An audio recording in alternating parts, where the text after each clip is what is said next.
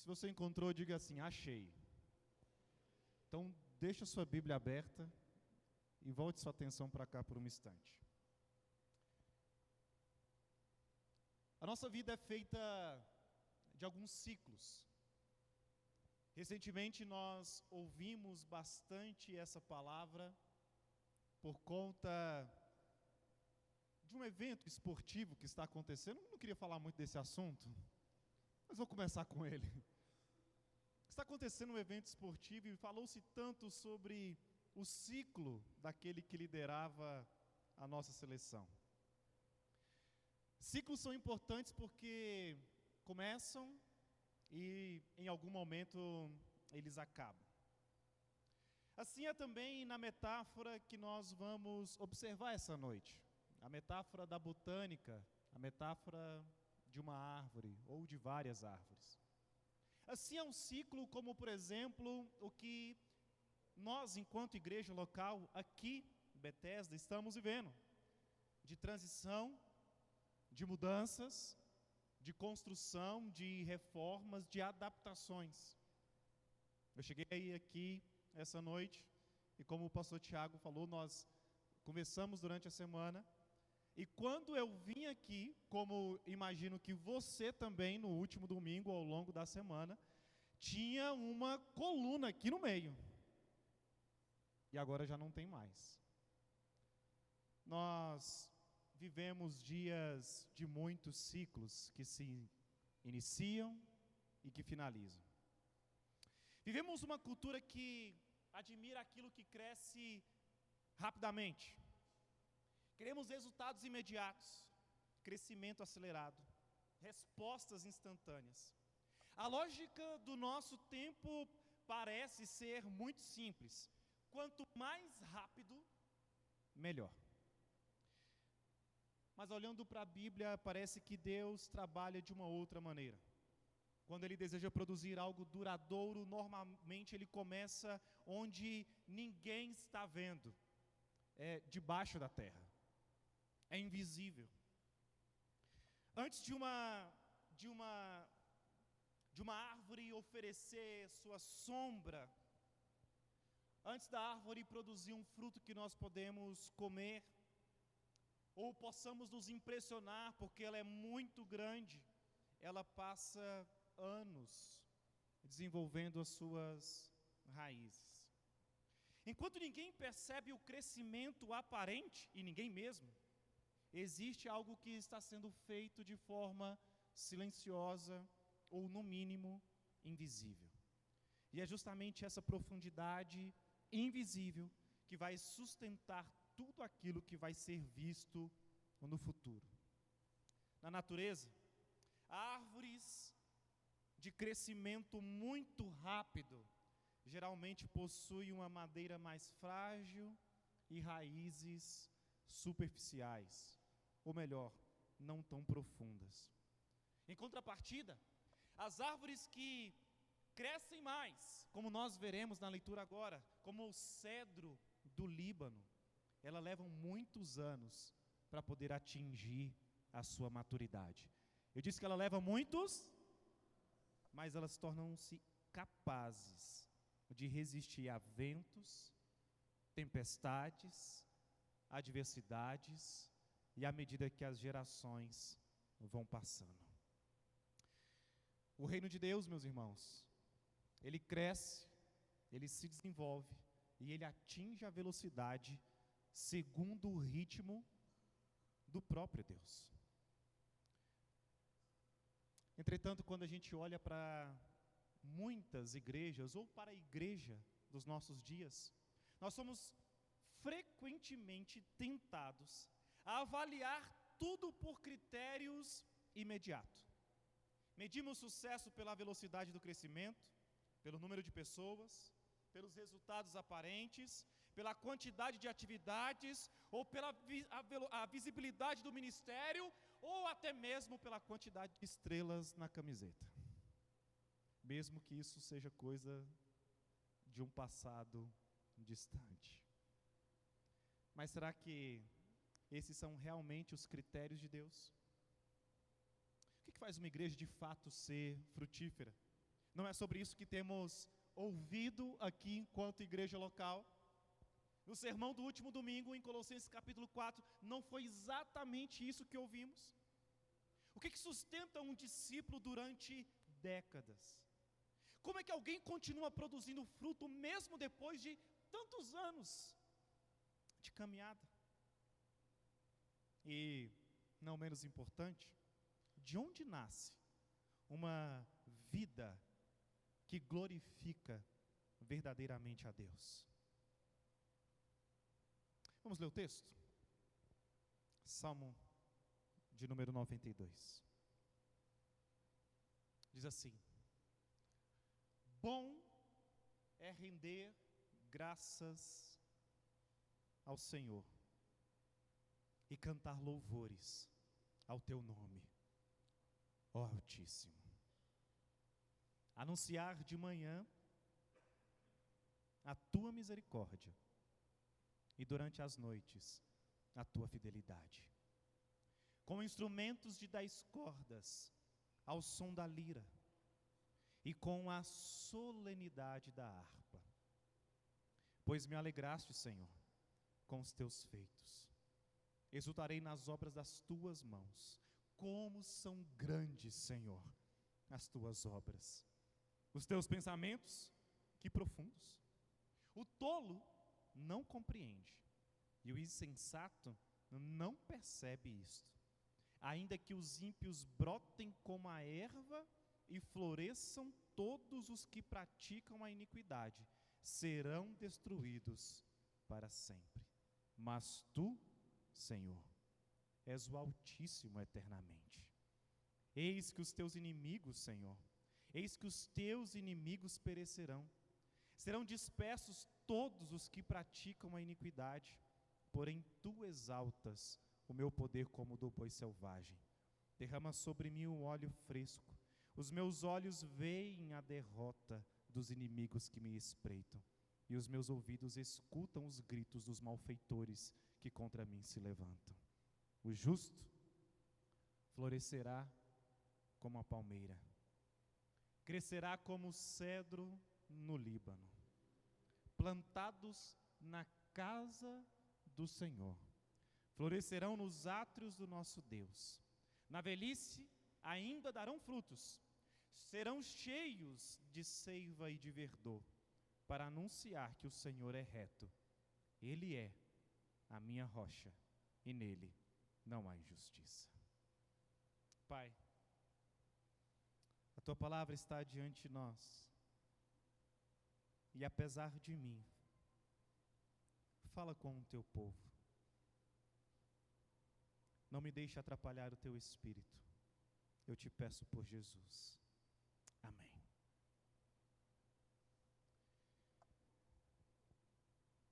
Imagine se Deus retirasse hoje todas as atividades da nossa igreja, todos os nossos programas, todos os nossos ministérios e todos os nossos recursos. Ainda assim restaria uma comunidade profundamente apaixonada por Deus? Ou nossa impressão de frutificação depende mais do que fazemos do que daquele a quem pertencemos? O Salmo 92 é um convite a respondermos essas duas perguntas. Nós vemos que, antes de entrarmos nos versículos que li propriamente ditos, nós precisamos compreender o lugar que esse salmo ocupa dentro do saltério. O salmo é um livro dividido em 5 partes, cada uma das suas partes com uma especificidade. Há salmos de louvor, há salmos de lamento, há salmos de guerra, há salmos de pedido de perdão individual e de pedido de perdão como nação. E logo no início, ou melhor, naquilo que nós chamamos hoje do título desse salmo, nós encontramos uma informação que é singular para os nossos dias. Esse é um único salmo em todo o saltério, identificado explicitamente como um cântico para o sábado.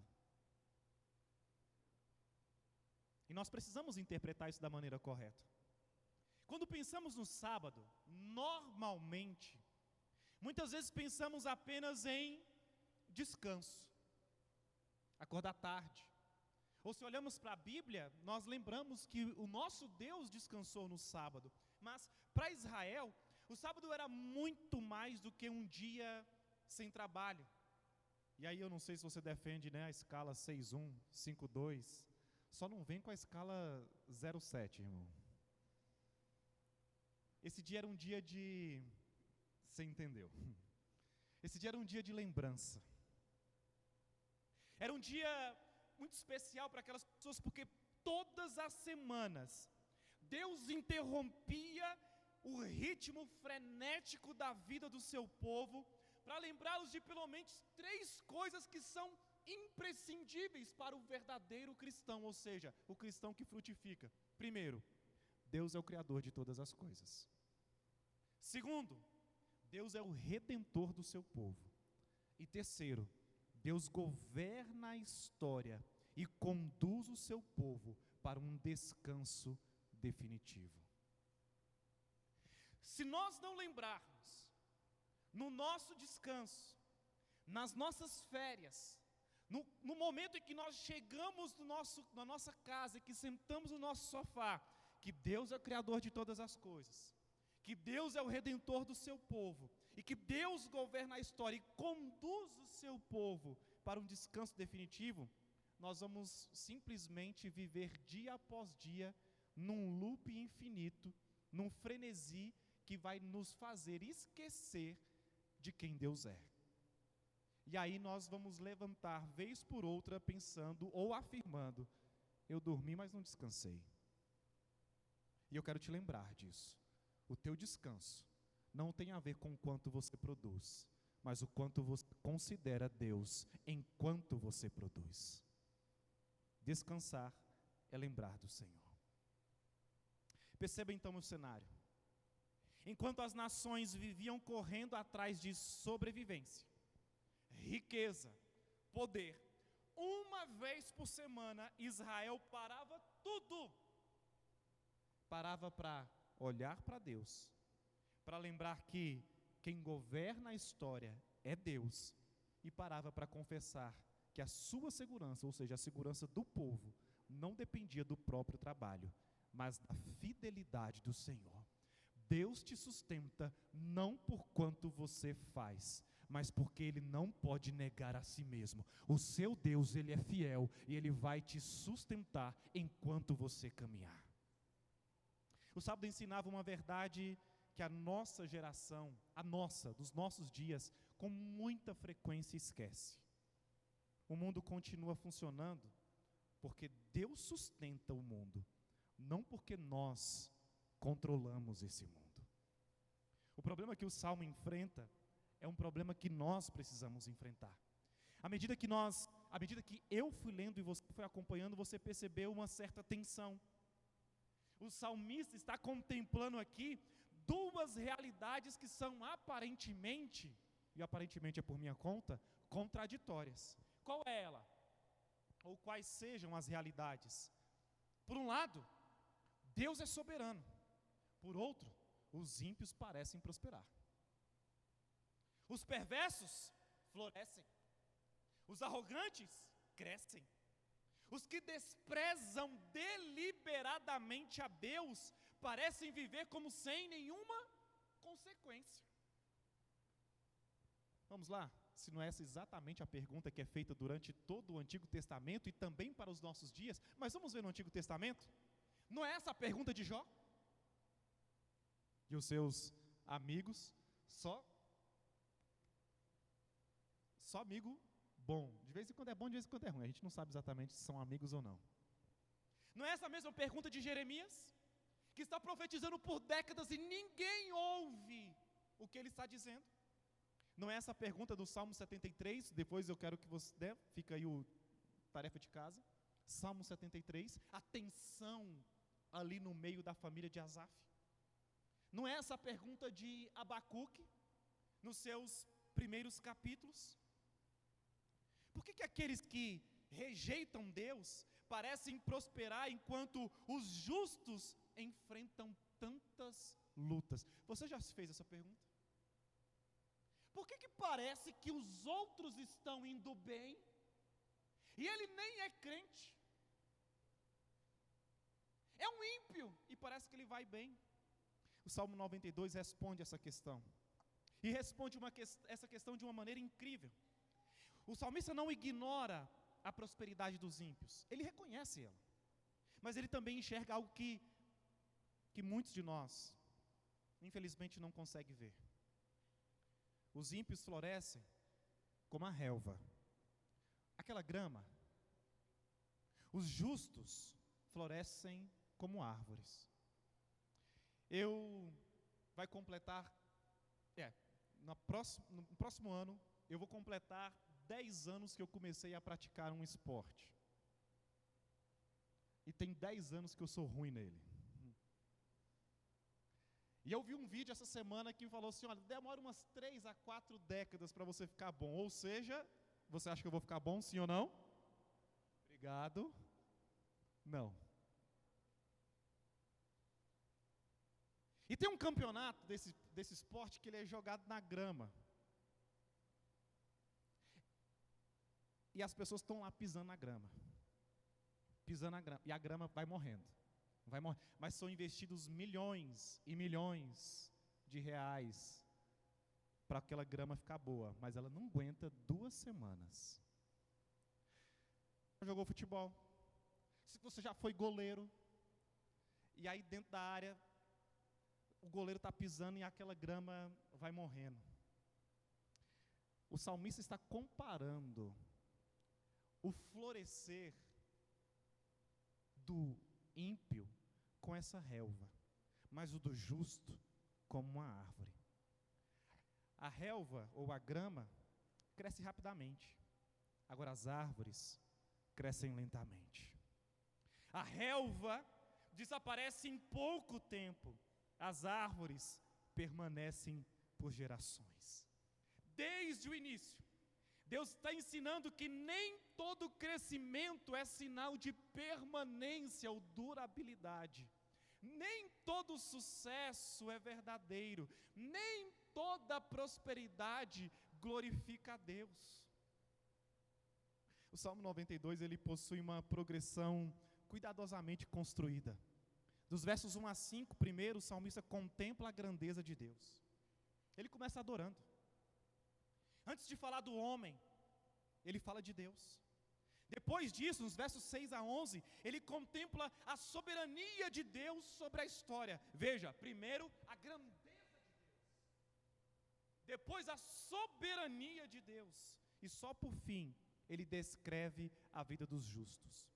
Somente agora aparece a imagem da palmeira e do cedro. Observe a ordem. O salmo não começa dizendo, os justos florescerão. Ele começa dizendo, bom é render graças ao Senhor. Meus irmãos, veja como nós estamos sendo ensinados essa noite sobre, de fato, uma igreja frutífera. A frutificação nunca vai ser o ponto de partida. Ela sempre é consequência de algo. Primeiro, Deus ocupa o centro. Depois, o homem encontra o seu lugar. Uma igreja glorifica a Deus quando permanece profundamente enraizada nele. E é isso que esse salmo está nos ensinando. E eu quero, de forma breve, falar sobre 3 coisas, 3 características, 3 importâncias, 3 movimentos para que eu e você possamos refletir durante essa noite e durante a nossa semana. Primeiro, uma igreja frutífera aprende a contemplar a grandeza de Deus em primeiro lugar. Segundo, uma igreja frutífera enxerga a história pela perspectiva da eternidade. E em terceiro lugar, uma igreja frutífera permanece enraizada em Deus até o fim. Primeiro, uma igreja frutífera aprende a contemplar a grandeza de Deus em primeiro lugar. Veja o salmista.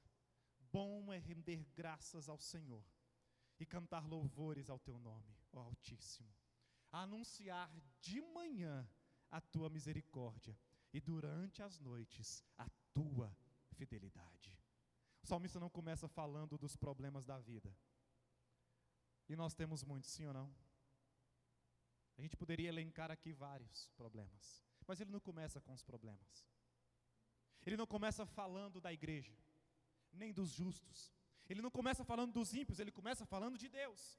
Isso parece trivial, simples, mas revela uma profunda verdade espiritual para as nossas vidas. Nós normalmente começamos as nossas conversas pelo que está acontecendo conosco, falando dos desafios da família, das nossas dificuldades financeiras, da nossa saúde que talvez esteja enfrentando algum momento difícil, um diagnóstico médico que talvez te desafie, do trabalho que não está indo bem, da sua remuneração que parece que não foi boa, da igreja que enfrenta desafios, mesmo que sejam os bons desafios, né, está crescendo, desafio.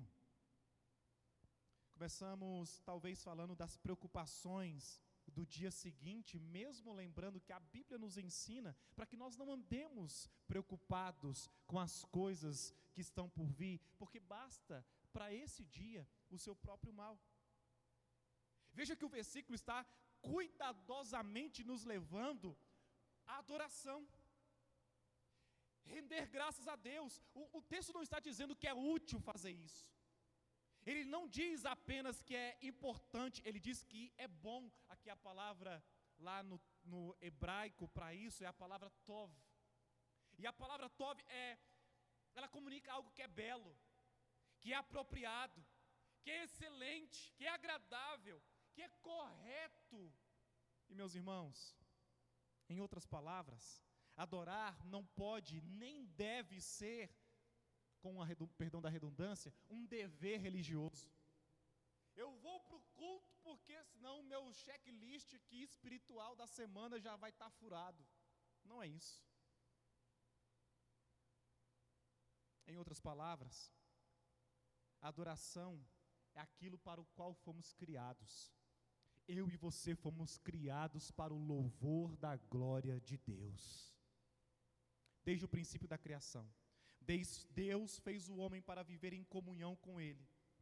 E é claro que o pecado distorceu tudo isso.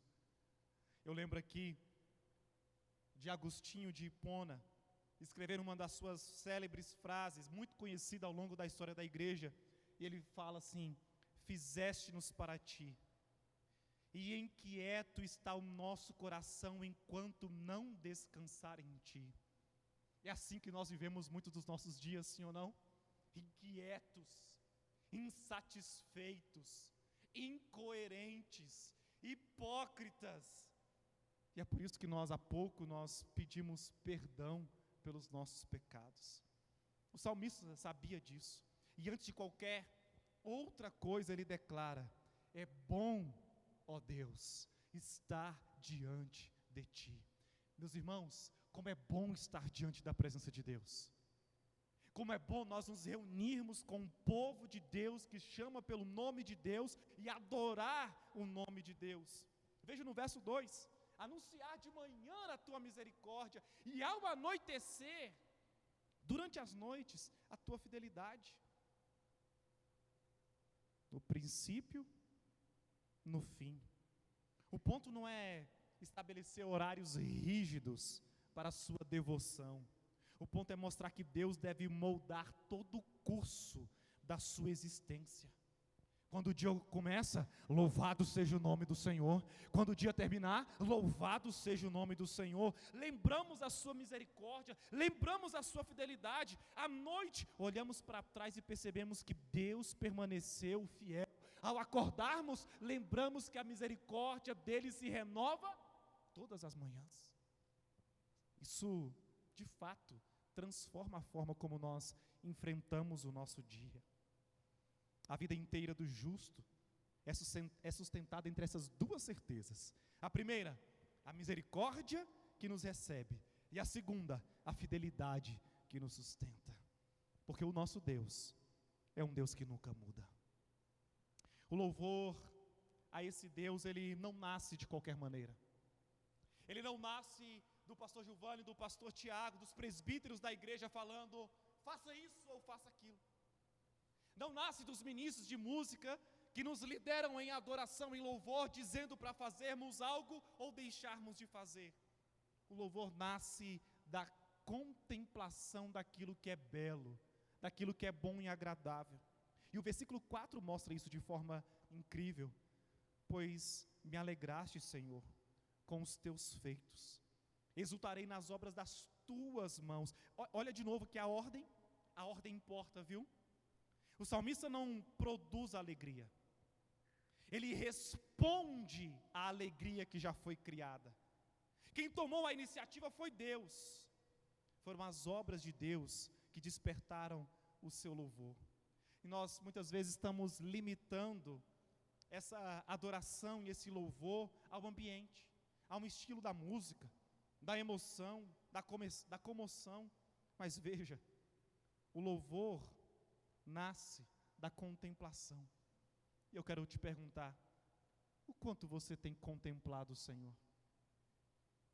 Eu não estou falando de novo daquela leitura trivial, só para dizer, já li, check.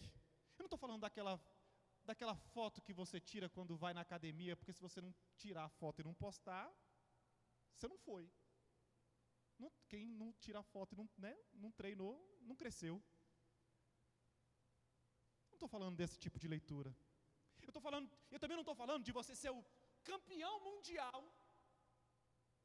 de durabilidade, de joelhos, diante da presença de Deus. Não, eu estou falando de você contemplar a glória de Deus. De você se permitir ser escrutinado pela palavra de Deus. E olhar para a palavra de Deus e falar assim, Deus, fala comigo, e Deus falar. De você pedir ao Senhor, Senhor, mostra-me quem o Senhor é, e você esperar Ele mostrar. E você entende que isso não pode ser, Senhor, me mostra quem o Senhor é, ufa, e vai cuidar da sua vida? Você precisa esperar, porque você tem raiva quando alguém não te responde, sim ou não? Obrigado. Você fica lá, lembra dos ciclos, lembra da rapidez, lembra da velocidade que a gente quer que as coisas aconteçam. Se alguém não responde o e-mail, a mensagem, se alguém não responde, e eu estou falando isso, está com propriedade, né, de causa. Meu Deus do céu, como é difícil. E eu também sou daqueles que também muitas vezes não responde. Que difícil, precisamos melhorar. A contemplação e o louvor estão diretamente ligados. A verdadeira adoração, meus irmãos, ela não é produzida por técnicas, ela é produzida pela visão de Deus. Como está a nossa visão de Deus? Porque a igreja frutífera, ela não perde da sua visão o brilho e esplendor do nosso Deus. A profundidade dos pensamentos de Deus é incrível. E olha, mais uma vez o salmista nos alerta sobre isso. Quão grande, Senhor, são as tuas obras, os teus pensamentos, que profundos. Que contraste com a superficialidade da nossa geração, não é? Das coisas imediatas, das coisas rápidas. Quer ver? Não precisa responder, mas você mora em um condomínio, tem elevador onde você mora. Você já observou que normalmente as pessoas ali com seus 50 mais, 60 mais, eles entram lá dentro, só aperta o andar dele e espera, mas normalmente quem tem menos idade aperta e fica lá no botão para a porta fechar? Aí se para em vários andares, você fica lá. Aí se é para abrir a porta, você aperta de abrir. Se é para fechar, você aperta mais rápido. A gente não consegue subir e descer o elevador do nosso condomínio. Vivemos cercados por respostas rápidas, opiniões instantâneas, conclusões precipitadas, mas o nosso Deus não é superficial.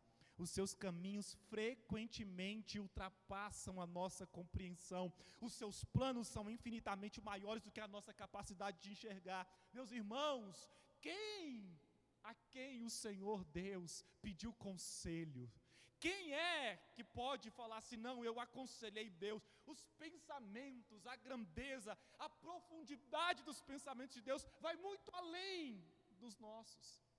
E nós precisamos parar para perceber isso.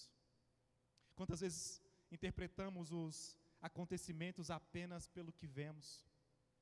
Uma enfermidade, uma crise, uma perda, um ministério difícil, um projeto que parece que não sai do papel, e rapidamente concluímos: Deus não está agindo. Mas o salmista está nos lembrando essa noite exatamente o contrário. Os pensamentos de Deus são muito mais profundos do que os nossos. Nem sempre conseguimos compreender imediatamente o que Ele está fazendo, mas nós podemos confiar que o nosso Deus nunca erra, não errou e não errará. Ele não é conhecido, antes de tudo, pelos seus programas. O nosso Deus e a sua igreja é conhecida pela sua fidelidade. Ela é conhecida porque Deus ocupa o centro. Uma igreja saudável, uma igreja frutífera, ela não vive fascinada consigo mesma. Ela vive fascinada com a glória de Deus. Fascinada por Deus. O seu maior desejo não é ser admirada. O seu maior desejo é que Deus seja admirado. E essa é a igreja verdadeira, frutífera e saudável. Em segundo lugar, uma igreja frutífera enxerga a história pela perspectiva da eternidade. Mais um grande desafio, porque a nossa perspectiva muitas vezes está tão limitada. Depois de contemplar a grandeza de Deus, o salmista muda um pouco o foco, e agora ele levanta uma pergunta, talvez uma das perguntas mais antigas da humanidade. Se Deus é tão grande, se Deus é tão justo, se Deus governa e está no controle de todas as coisas, por que os ímpios prosperam? E essa pergunta vai em toda parte da Escritura. A teologia bíblica aqui é incrível. Você já se fez essa pergunta? Porque Jeremias fez essa pergunta. Abacuque fez essa pergunta. Asaf desenvolveu profundamente essa pergunta lá no Salmo 73. Em algum momento da vida, todos nós também temos essa questão. Basta olhar ao nosso redor. Há pessoas que desprezam a Deus e parecem prosperar. O que dizer do tal do Elon Musk? Quem aqui já não se admirou com as criações daquele rapaz? Ímpio, nem para se converter. Empresas crescem utilizando práticas desonestas. Não estou falando que é o caso dele. Governantes corruptos permanecem no poder. E aqui eu não estou falando de lado A ou B, esquerda ou direita, verde, amarelo, azul, roxo, vermelho, cor de rosa, com bolinha, sei lá o quê. Não, meus irmãos. Pessoas arrogantes parecem viver tranquilamente. Enquanto isso, muitos servos fiéis enfrentam enfermidades, dificuldades financeiras, lutas familiares, oposições ferrenhas. Vamos lá. Num primeiro olhar, à primeira vista, parece que a justiça de Deus está demorando, sim ou não? E o salmista, ele conhece e reconhece essa tensão, mas ele também sabe que existe um enorme perigo. O perigo da superficialidade, da incredulidade. Olha o que ele escreve: o tolo não compreende e o insensato não percebe isso. Você está entendendo que aqui não é alguém intelectualmente limitado? Você está entendendo que aqui é alguém versado, tem ciência aqui? O problema não é a falta de inteligência, é a falta de temor. Ele interpreta a realidade apenas pelo que consegue enxergar. E essa é exatamente a tentação do nosso tempo. Tudo virou urgente, tudo precisa ser imediato, tudo precisa ser facilitado, as respostas precisam ser instantâneas, o crescimento precisa ser acelerado, mas nós não vemos Deus chamando ou nos chamando para interpretar a história apenas pelo presente, mas de uma perspectiva eterna. E quando falo de eternidade, não é sobre o futuro, porque eternidade não é somente aquilo que não tem fim, aquilo que também não tem começo.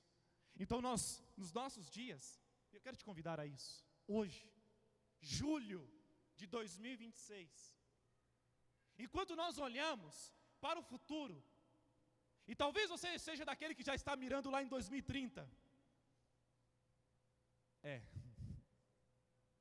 quem tem ouvidos ouça, né? Não estou falando só do futuro. O convite para nós é para que nós também olhamos para o passado. Mais especificamente, vamos olhar para aquilo que foi feito no Calvário.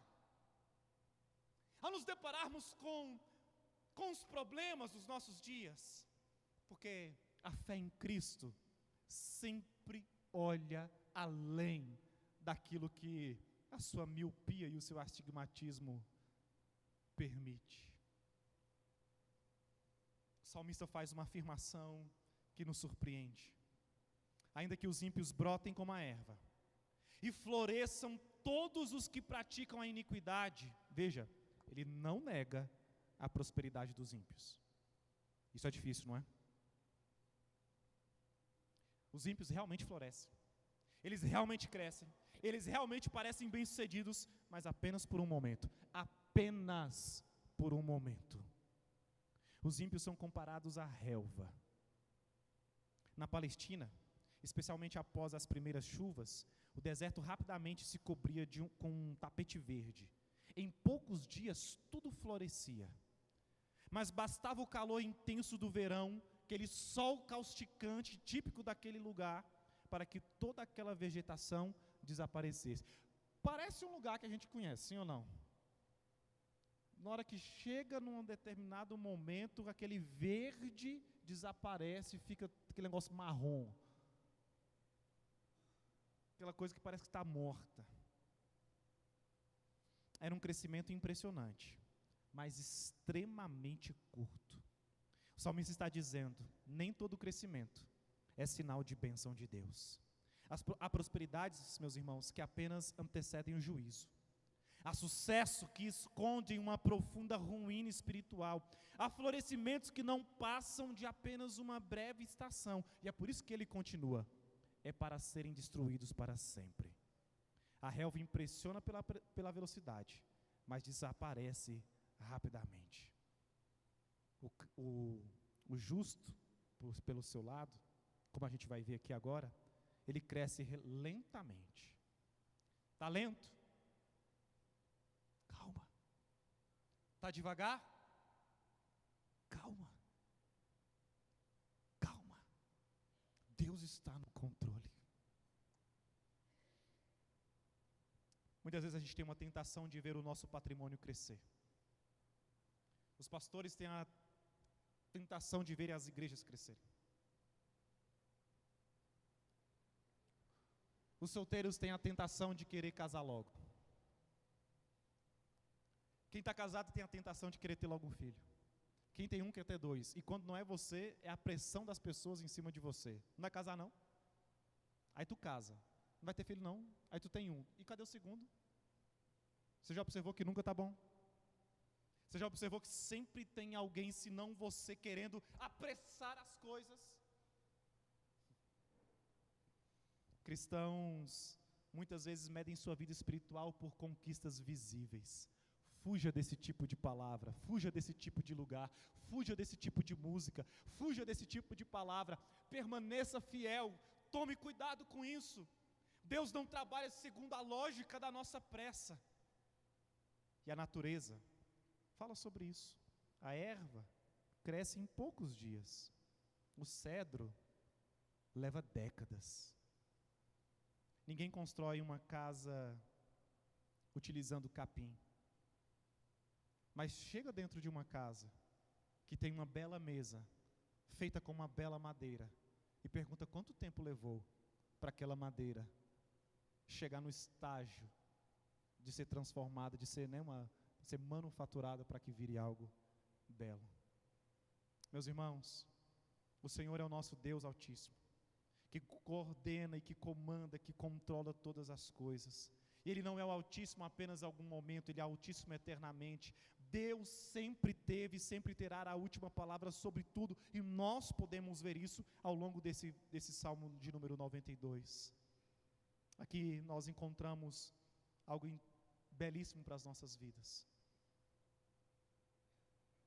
A fidelidade de Deus nunca é medida pelas circunstâncias do momento. Por quê? Porque a circunstância do momento pode apontar para algo desafiador, extremamente desafiador. É possível que nesse exato momento você esteja vivendo isso.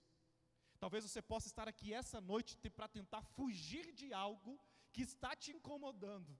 E nós estamos aqui sendo lembrados sobre a grandeza e sobre a soberania de Deus.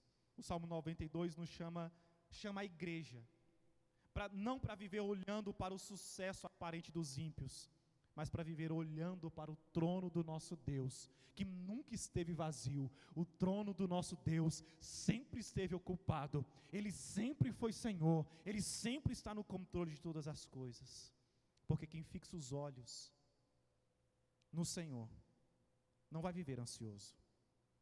Eu não estou falando que você não vai viver passível de ansiedade, mas você não vive ansioso. Quem levanta os olhos para o céu encontra descanso. O salmista, ele questiona, lembra? De onde virá o meu socorro? E é quase que de imediato que ele responde: o meu socorro, o nosso socorro virá do Senhor. Somente uma igreja que aprende a enxergar a história pela perspectiva da eternidade continuará produzindo frutos quando as estações difíceis chegarem. Continuemos produzindo. E por fim, uma igreja frutífera permanece enraizada em Deus até o fim. O justo florescerá como a palmeira, crescerá como o cedro do Líbano. A gente só precisa tomar cuidado aqui com esse verso. Na verdade, com essa passagem aqui, né, até o último verso, do 12 até o final. Porque esses versículos, eles costumam ser lidos de que maneira? Isolados. Pensamos esses versículos e fazemos deles uma espécie de promessa de prosperidade pessoal, uma descrição de sucesso ministerial. Veja, não é isso que o salmista está dizendo. Ele não está prometendo uma vida sem dificuldade. Aqui não é o evangelho do tipo: vem para cá, pare de sofrer, vem aqui, os seus problemas vão acabar. Não. Ele está descrevendo o tipo de vida que Deus produz naqueles que pertencem ao Senhor. Olha novamente o contraste. Os ímpios florescem como a relva, os justos florescem como árvore. A diferença não está apenas no crescimento, está na permanência. Permaneça. Está difícil? Permaneça. Está complicado? Permaneça. Não ceda à pressão do pragmatismo e da velocidade. Porque na medida que cresce, que fica belo, que fica bonito, que fica verde, lembra do mito da grama do vizinho, de parecer ser mais verde? À medida que isso acontece, ou na velocidade que isso acontece, é a mesma velocidade que isso acaba. Estava conversando com o pastor Tiago essa semana e com o pastor Giovanni, e eles falando do quanto tempo demorou para essa igreja chegar neste momento, nesse estágio, nesse ciclo que ela está. Preste atenção nisso. Disponha-se ao serviço. Comprometa-se. Não seja apenas um cristão envolvido. Seja um cristão comprometido com o reino de Deus. E compromisso, meus irmãos, leva tempo. Você lembra da primeira vez que você disse "eu te amo" para o seu cônjuge? Você sabia o que significava amar a primeira vez que você disse isso para ele ou para ela? Se você dizer que ama hoje, significa a mesma coisa que você disse que ama lá na primeira vez?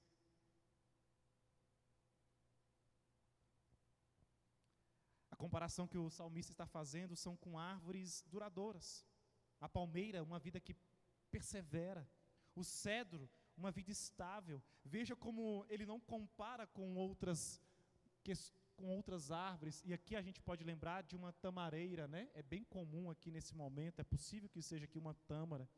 aquela que você vai lá na feira e compra, ou então no mercado aí, aquela tâmara que você coloca lá na sua sobremesa.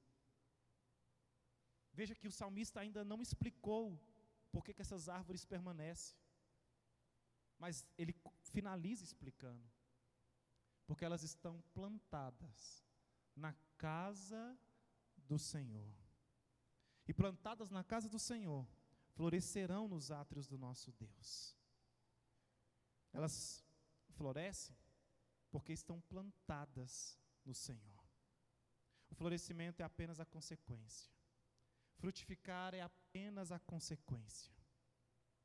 Jesus utilizaria exatamente essa mesma linguagem lá em João capítulo 15.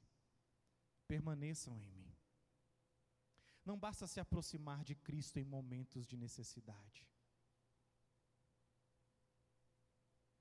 Não é simplesmente ir ou estar com a igreja reunido num prédio no momento em que está mais difícil. É preciso permanecer. É preciso compromisso. E é dessa comunhão contínua que nasce todo o verdadeiro fruto. Permaneçam em Cristo. Está crescendo? Permaneça em Cristo. Está florescendo e frutificando? Permaneça em Cristo. As pessoas estão parando, sobretudo as mulheres, para tirar uma selfie com a árvore que é bonita, com a florzinha, com a plantinha, com a bom dia de árvorezinha, de plantinha, de coisinha.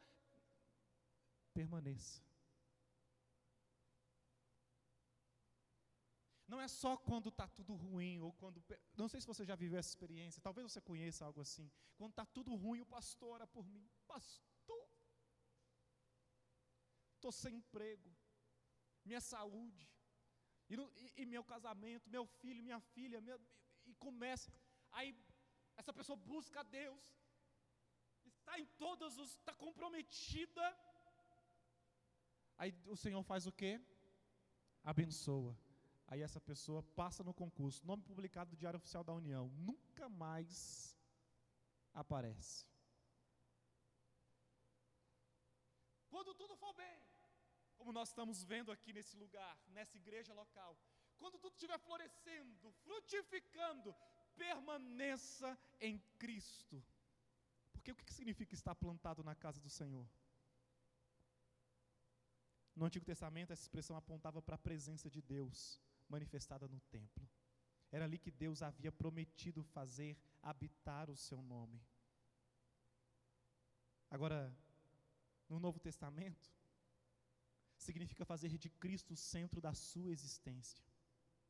Significa encontrar no Senhor a nossa identidade, nossa segurança, nossa esperança, nossa alegria. Então o salmista encerra com uma promessa: na velhice darão ainda frutos, serão cheios de seiva e de verdor. Diferente do mundo, não é? A cultura obcecada pela juventude. Parece que somente o novo possui valor. Mas no reino de Deus, maturidade espiritual é um dos maiores tesouros da igreja.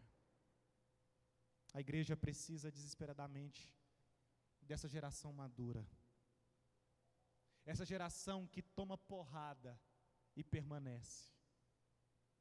Essa geração que ouve uma palavra indigesta e permanece. Essa geração que leva aquele encontrão de ombro e não fica de mimimi, não, ela permanece.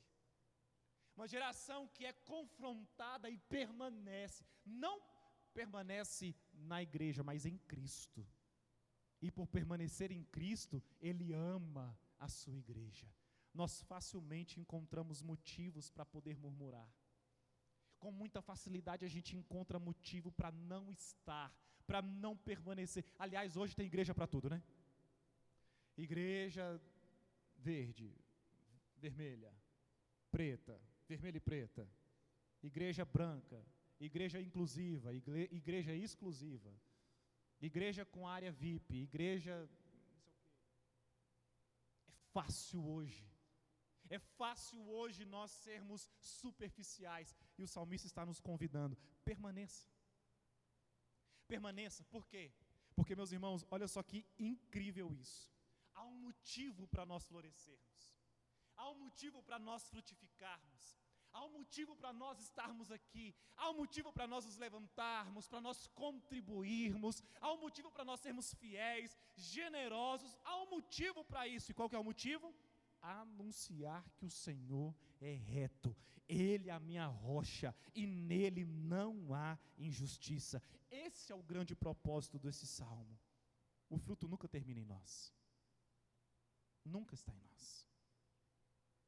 Não existe para exaltar a nossa espiritualidade, para aumentar a nossa reputação. Não existe para fazer conhecida a nossa igreja. O fruto existe para tornar conhecida a fidelidade de Deus. As nossas vidas estão fazendo Deus conhecido. O salmista nos conduziu por um caminho muito diferente daquele que normalmente a gente gosta de percorrer. Normalmente nós começamos perguntando: como é que uma igreja pode ser frutífera? Mas o salmista começou perguntando: quem é Deus? Durante todo o salmo, os nossos olhos foram sendo elevados. E este é o meu desafio para você essa noite. Elevemos os nossos olhos. Primeiro, contemplemos um Deus digno de todo louvor. Na sequência, vimos um Deus que governa soberanamente a história. E por fim, contemplamos um Deus que planta o seu povo e faz florescer. Somente então, depois disso tudo, nós entendemos que este de fato é esse segredo, essa chave dessa verdadeira frutificação. O justo floresce. Mas nós não somos o herói dessa história. Deus continua sendo o protagonista. Porque toda a vida do justo depende inteiramente do Senhor, o nosso Deus. Foi Deus por quem plantou. É Deus quem sustenta. É Deus quem fortalece. É Deus quem fortalece a sua vida. É Deus quem fortalece a sua casa.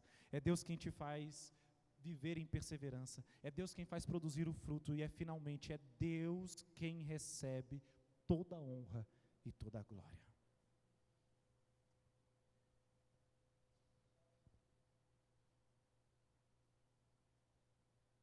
Quando Deus se torna pequeno,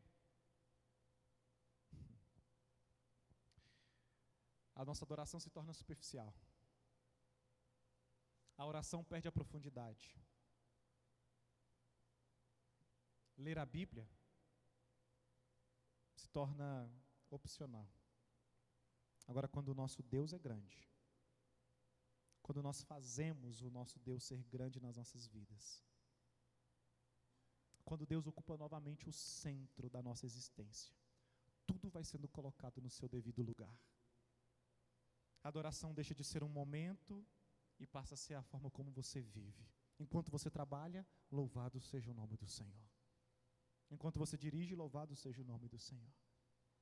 A oração deixa de ser uma obrigação e se torna um privilégio. Bom é estar diante do Senhor. A comunhão deixa de ser um programa e torna-se a ser uma expressão da forma como você vive. Não, eu quero estar em comunhão. A missão deixa de ser um projeto da igreja e passa a ser uma participação efetiva. Não é produzir mais atividades, é tornar Deus mais visível nas nossas vidas. O quanto nós estamos comprometidos em tornar Deus visíveis através das nossas palavras. O quanto nós estamos comprometidos em tornar Deus visíveis através da forma como nós respondemos uns aos outros. Ao lermos este salmo, à luz de toda a revelação das Escrituras, percebemos que ele encontra o seu cumprimento pleno somente em uma pessoa, Jesus Cristo. Foi Cristo quem viveu perfeitamente uma vida totalmente enraizada no Pai. Foi Cristo que permaneceu fiel em meio ao deserto da tentação. Foi Cristo quem confiou plenamente na soberania de Deus, mesmo diante da cruz. Foi Cristo quem produziu o fruto perfeito da obediência. É por isso que foi Cristo quem disse: eu sou a videira, vós os ramos. E quem permanece em mim, esse dá muito fruto. O Senhor Jesus estava dizendo exatamente aquilo que o Salmo 92 e o salmista disse: o fruto nunca nasce do esforço do ramo. O fruto nasce por nós permanecermos enxertados na videira.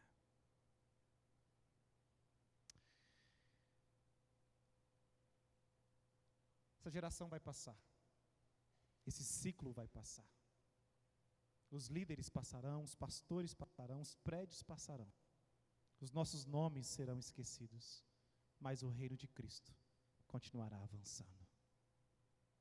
Felizes, preste atenção, felizes, contentes, são aqueles que, tendo sido plantados na casa do Senhor, viveram de tal maneira que suas vidas anunciaram apenas uma coisa: o Senhor é reto, Ele é minha rocha, e nele não há injustiça. Eu não sei, meu irmão, como você está hoje, ou você que nos ouve, você que nos visita, que ainda não confessou o Senhor Jesus Cristo, mas a sua felicidade, o seu contentamento, a plenitude do seu ser e existência, está em você estar enxertado em Jesus Cristo. Você florescerá, você frutificará estando em Cristo. E se você não confessou Jesus Cristo, eu quero recomendar que você procure aos oficiais dessa igreja, procure os pastores, procure os presbíteros da igreja, procure alguém que você possa falar, para que essa pessoa possa te encaminhar da melhor maneira.